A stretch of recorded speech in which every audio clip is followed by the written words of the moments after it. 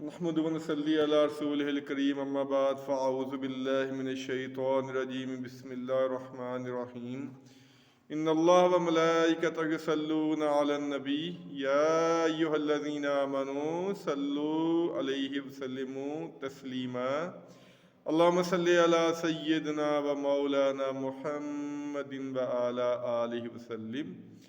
حدیث رسول صلی اللہ علیہ وآلہ وسلم چینل پہ آپ سب کو خوش آمدید۔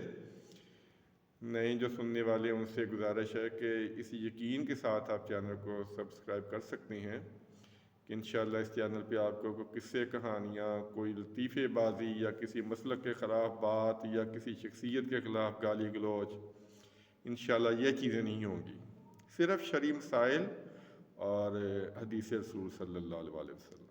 اگر اللہ کی مدد شامل حال رہی تو انشاءاللہ تعالی صرف اور صرف مذہبی مسائل اور حدیث رسول بیان کی جائے گی۔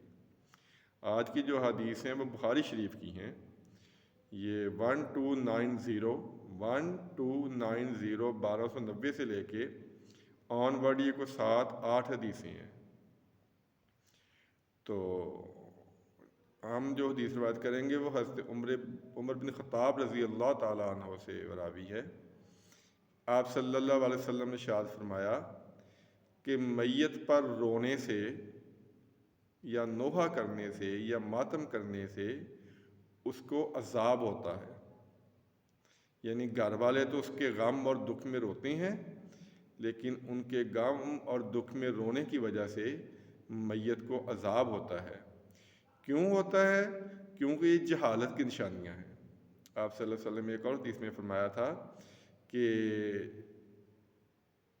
نوحہ کرنا، منہ پیٹنا، گریبان پھاڑنا، یہ ساری جہالت کی نشانیاں ہیں، اور جو ان کو نہیں چھوڑے گا وہ ہم میں سے نہیں ہے۔ یہ میں کسی مسلک کے خلاف بات نہیں کر رہا، یہ میں آپ کو حدیث بتا رہا ہوں۔ نمبر آپ کو میں نے بتا دیا ہے، بخاری شریف کا نمبر ہے 1290 سے لے کے تقریباً 1298-99 تک ہے، بلکہ 1300 تک ہے، 8-10 حدیثیں ہیں جن میں یہ کہا گیا ہے کہ اگر کوئی فوت ہو جائے تو اس کے اوپر آپ آنکھوں سے آنسو بہا سکتے ہیں۔ آپ کے صاحبزادے حضرت ابراہیم علیہ السلام جب وفات ہوئی تھی ان کی، تو آپ کی آنکھوں سے آنسو آئے تھے، تو ایک صحابی نے پوچھا یا رسول اللہ صلی اللہ علیہ وسلم آپ بھی رو رہے ہیں؟ آپ نے کہا یہ ہمدردی اور محبت ہے جو اللہ تعالیٰ نے انسان کے دل میں رکھی ہوئی ہے۔ پھر آپ نے فرمایا اے ابراہیم تمہاری جدائی میں ہمیں افسوس ہے اور ہم رو رہے ہیں، لیکن اس طرح کا رونا جائز ہے، لیکن نوحہ بازی کرنا، اپنے رخسار پیٹنا، گریبان چاک کرنا، اس کی اسلام میں بالکل اجازت نہیں ہے۔ یہ آپ جو میت ہے اس کے ساتھ بلائی نہیں کر رہے۔ آپ کے اس عمل کی وجہ سے میت کو قبر میں عذاب دیا جاتا ہے۔ وہ تو بیچارہ پتہ نہیں پہلے ہی کس عذاب میں مبتلا ہوتا ہے، لیکن گھر والوں کے رونے چلانے، نوحہ کرنے کی وجہ سے یا تماچے مارنے کی وجہ سے یہ اس کے عذاب کا سبب بنتا ہے۔ جب میت کوئی گھر والا کو فوت عزیز ہو جائے، اس کا سب سے اچھا طریقہ یہ ہے کہ آپ قرآن پاک کی تلاوت کریں، اس کے لیے صدقہ کریں اس کے نام کا، غریبوں کو کھانا کھلائیں۔ آپ رونے دھونے سے اس کو کوئی فائدہ نہیں ہوگا، اس کا نقصان ہوگا۔ قرآن پاک کی تلاوت کریں، اس کا ثواب اس کو پہنچائیں، کھانا پکا کے لوگوں کو کھلائیں اس کے نام کا۔ سب سے بہتر ہوتا ہے کہ آپ کسی مدرسے کی خدمت کریں، کسی مسجد میں پیسے دیں، کسی غریب کو کھانا لے کے دیں، اس کا ثواب اس کو پہنچتا ہے۔ حضرت سعد رضی اللہ تعالی عنہ نبی پاک صلی اللہ علیہ وسلم کے پاس تشریف لائے اور کہنے لگے یا رسول اللہ صلی اللہ علیہ وسلم میری والدہ اچانک فوت ہو گئی ہیں، تو کیا میں ان کی طرف سے کوئی صدقہ کر سکتا ہوں؟ آپ نے فرمایا کیوں نہیں کر سکتے؟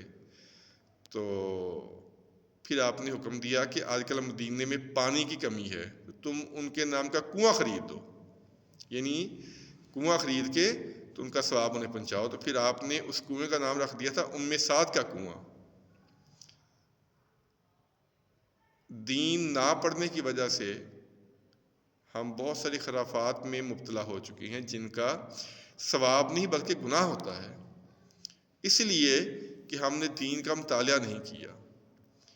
میت کے لیے سب سے اچھا کام جو ہم کر سکتے ہیں، اس کو تلاوت کر کے، اس کو صدقہ کر کے بھیجیں، اس کے نام کا کھانا تقسیم کریں تاکہ اس کو ثواب پہنچے، نہ کہ ہم اس کے عذاب میں اضافہ کریں۔ اس کی قبر پہ جائیں، وہاں کھڑے ہو کر دعا کریں، تلاوت کریں، یہ چیزیں اس کے لیے فائدہ مند ہیں۔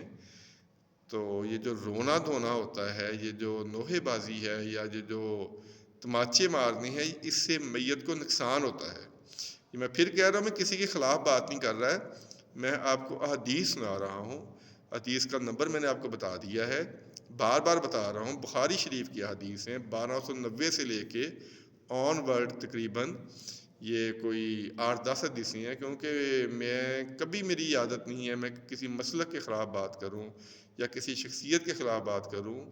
یہ تو ایک عام بات ہے کہ میت پر ہاں آنسو بہا سکتے ہیں، آنسو بہانے کی اجازت ہے، لیکن چیخنا چلانا، رونا اونچی آواز میں، یہ چیزیں جو ہیں، یہ اسلام نے، نبی پاک صلی اللہ علیہ وسلم نے اس سے منع کیا ہے۔ اس سے میت کو عذاب دیا جاتا ہے۔ اللہ تعالیٰ ہمیں دین اسلام سمجھنے کی توفیق عطا فرمائے۔ میں بار بار کہتا ہوں کہ خدا را اپنے گھر میں احادیث کی کتب لا کے رکھیں، بخاری شریف لازمی رکھیں، مسلم شریف رکھیں، اس کا مطالعہ کریں، ہمیں پتہ چلے کہ اصل میں دین کیا ہے اور ہم تک دین کون سا پہنچایا جا رہا ہے، جس کی وجہ سے ہم اختلافات کا شکار ہو رہے ہیں۔